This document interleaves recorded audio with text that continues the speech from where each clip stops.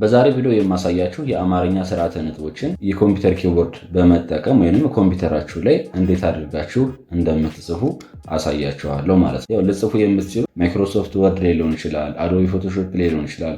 ብቻ ኮምፒውተራችሁ ላይ የምትጠቀሟቸው አፕሊኬሽኖች ላይ የአማርኛ ስርዓተ ነጥቦችን እንዴት አድርጋችሁ እንደምትጽፉ አሳያችኋለሁ። ቪዲዮ ላይክ በማድረግ ጀምሩት። እንዲሁም ለቻናል አዲስ ከሆናችሁ ሰብስክራይብ በማድረግ ቤተሰብ ይሁኑ። የመጀመሪያው አንድ ነጥብ ነው። አንድ ነጥብ ደግሞ ኮምፒውተር ኪቦርዳችሁ ላይ እዚጋ እንደምትመለከቷት ከግሬተር ዛን ጋር አብራ ያለች ናት። ኖርማል ሽፍት ምናምን ሳትጫኑ እሷን ብቻ መንካት ነው ማለት ነው። ይኸው አንደኛው ላይ አንድ ነጥብ አለች። አብዛኛው ጊዜ አንድ ነጥብን የምንጠቀማት ለምሳሌ ስሞች ምናምን አሳጥረ ስንጽፍ እንደ አህጽሮተ ቃላት ልንጠቀማት እንችላለን ማለት ነው። ሁለተኛ ላይ ደግሞ የምናገኘው ሁለት ነጥብ ነው። ሁለት ነጥብ እዚጋ እንደምትመለከቱት ናት። ስለዚህ ችን ለመጻፍ ደግሞ ምን ማድረግ አለብን?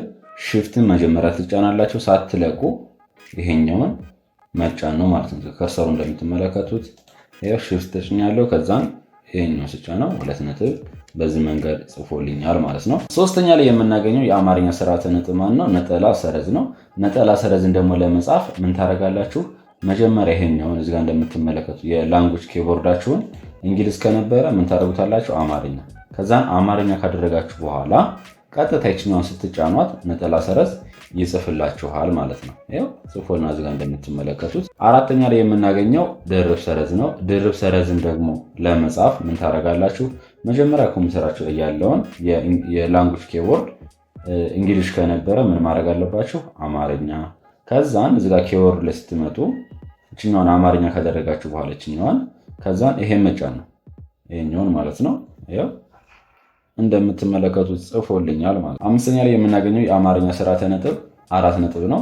አራት ነጥብን ለመጻፍ ደግሞ ምንድነው ማድረግ ያለብን? መጀመሪያ እዚጋ የአማርኛ ላንጉጅ ኪቦርዳችሁን ከእንግሊዝ ከነበረ ምን ማድረግ አለባችሁ ማለት ነው? አማርኛ። ከዛም በኋላ ቀጥታ ይችኛዋን መጫን ነው። እችት እንደምትመለከቱት አራት ነጥብ ጽፎልኛል ማለት ነው። ስድስተኛ ላይ የምናገኘው የአማርኛ ስርዓተ ነጥብ ሁለት ነጥብ ከሰረዝ ነው። እሱን ለመጻፍ ደግሞ ምን ታደርጋላችሁ? መጀመሪያ ችኛዋን አማርኛ ነበረች፣ አማርኛ ከሆነች ችኛዋን እንግሊዝ ታደርጋላችሁ። ከዛን ሽፍት ትጫኑና ሳትለቁ ይሄኛውን መጫን ነው ማለት ነው። ይኸው ሽፍት ተጭኛለኝ። ከዛን ይሄን ስጫን ሁለት ነጥብ አመጣልኝ። ሰረዝን የቀረችን አይደለ? ሰረዝን ለመጻፍ ደግሞ ምን ታደርጋላችሁ? ኪቦርዳችሁ ላይ እዚህ ከላይ ችኛዋ ማይነሷን ትጽፏታላችሁ ማለት ነው። ሁለት ነጥብ ከሰረዝ ሆኖልናል ማለት ነው። ሰባተኛ ላይ የምናገኘው የአማርኛ ስርዓተ ነጥብ ማን አለ? ትምህርተ ስላቅ አለ። ትምህርተ ስላቅን ለመጻፍ ደግሞ ኪቦርዳችሁ ላይ ትሄዱና አልት መጀመሪያ ትጫናላችሁ። ከዛን 0 1 6 1 ታደርጋላችሁ ማለት ነው። ያው አልትን ትጫናላችሁ መጀመሪያ 0 1 6 1 ታደርጉታላችሁ ሳትለቁ ማለት ነው። ይሄው እዚህ ጋር ተመልከቱኝ። አልትን ተጫንኩ። ከዛን 0 1 6 1 ትምህርተ ስላቅን በዚህ መንገድ ጻፈልኝ ማለት ነው። እዚህ ጋር ግን ቁጥሮችን መጻፍ ያለባችሁ ግዴታ እነኚህ ነው። እሺ 0 1 61 ስጽፍ እዚህ ጋር ያሉትን ሳይሆን የምጽፈው እዚህ ላይ ያሉትን ነምዶክ ላይ ያሉትን ነው። እቺ ደግሞ ቁጥሩ አንድ ጽፍላችሁ ማድረግ አለባችሁ። ነምዶክ የምትለዋን ማብራት አለባችሁ ማለት ነው። ስምንተኛ ላይ የምናገኘው ቃል አጋኖ ነው። ቃል አጋኖን ለመጻፍ ደግሞ ምን ታደርጋላችሁ?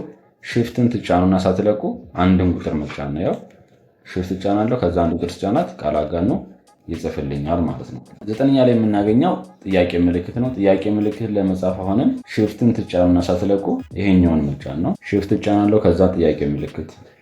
አስረኛ ላይ የምናገኘው የአማርኛ ስርዓተ ነጥብ ሰረዝ ወይንም ጭረት ብለን እንጠራዋለን። አብዛኛው ጊዜ እስከ የሚለውን ነገር ይወክልናል ማለት ነው። በአማርኛ ላይ ስንመጣ እንዴት አድርጋችሁ ነው የምትጽፉት? ኮምፒውተር ኪቦርዳችሁ ላይ ችኛዋን መደመር አጠገብ ያለችን ችኛዋን መጠቀም ይችላል። ዝም ብላ ስትጫኗት ራሱ ምን ያደርግላቸዋል ማለት ነው? ጭረት ወይንም ሰረዝ ያደርግልናል ማለት ነው። አለበለዛም ኮምፒውተር ኪቦርዳችሁ ላይ ትሄዱና አልት መጀመሪያ ትጫናላችሁ ሳትለቁ 0 1 5 0 እዚህ ነምሎክ ላይ ብቻ ነው የምትጠቀሙት። የሎጋ ይሰራም። እሺ አልትን መጀመሪያ ተጫንኩ 0 1 5 0 ስለቀው ምን ያደርግልኛል ማለት ነው? ይጽፍልኛል ማለት ነው። ደብል ካመጣባችሁ አንደኛዋን በባክስፔስ ማጥፋት ትችላላችሁ። 11ኛ ላይ የምናገኘው የአማርኛ ስርዓተ ነጥብ ትምህርተ ጥቅስ ብለን እንጠራዋለን። እሱን ለመጻፍ ደግሞ ምን ማድረግ አለባችሁ? መጀመሪያ ሽፍትን ትጫናላችሁ። ከዛን ይሄኛውን ሁለቴ ትነኩታላችሁ ማለት ነው። አብዛኛው ጊዜ ትምህርት ጥቅስ የምንጠቀምበት አንድ የሌላ ሰው ንግግር ለማመልከት ነው። ሽፍትን መጀመሪያ ትጫናላችሁ። ከዛን ይሄኛውን የምትጫኑት ሁለቴ ማለት ነው። ሽፍት ተጫንኩኝ። ከዛን ሁለቴ ነካዋለሁ። እዚህ ጋር እንደምትመለከቱት እከሌ እንደዚህ ብሏል ምናምን ለማለት እንደፈለጋችሁ መጻፍ ትችላላችሁ ማለት ነው። 12ኛ ላይ የምናገኘው የአማርኛ ስርዓተ ነጥብ ህዝባር ነው። ህዝባር የምንለው እንደምትመለከቱት ይሄኛው ነው። ይሄ ለመጻፍ ቀጥታ ኪቦርዳችሁን ይሄን ስትጫኑት ራሱ ይጽፍላችኋል ማለት ነው። እንደምትመለከቱት ጽፎልኛል። 13ኛ ላይ የምናገኘው የአማርኛ ስርዓተ ነጥብ ቅንፍ ነው። ቅንፍ ደግሞ አብዛኛው ጊዜ የሚያገለግለን ለምንድነው? ለወይን የሚለውን ነገር ለመወከል እንጠቀምበታለን ማለት ነው። ስለዚህ እሱን ለመጻፍ ሽፍትን መጀመሪያ ትጫናላችሁ እችኛዋን። ከዛን በኋላ ተጭናችሁ ሳትለቁ 9 ቁጥርን ከዛን ቅንፉን ከፈታችሁ ቅንፉን ለመዝጋት እችኛዋን ትጫኑና ሳትለቁ 0 ቁጥር ስትጽፉ ቅንፍ ይጽፍላችኋል ማለት ነው።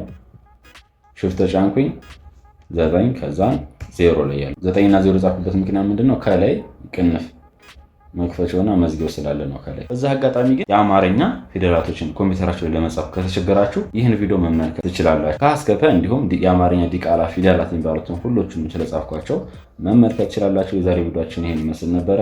ስለተከታተላችሁ አመሰግናለሁ። ቪዲዮን ከወደዳችሁት ላይክ አድርጉት። ለቻናሉ አዲስ ከሆናችሁ ሰብስክራይብ በማድረግ አበረታቱኝ። ጉድባይ